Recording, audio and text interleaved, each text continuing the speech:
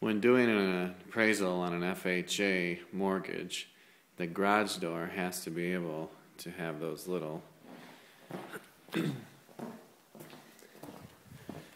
these little laser seeing eye things have to communicate, and the door has to shut,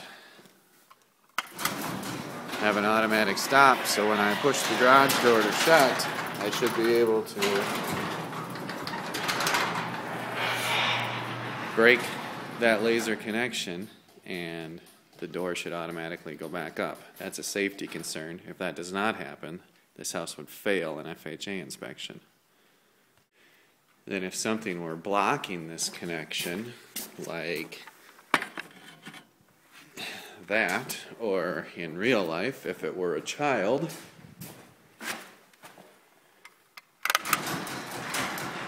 the garage door would not function at all, and this is a safety issue.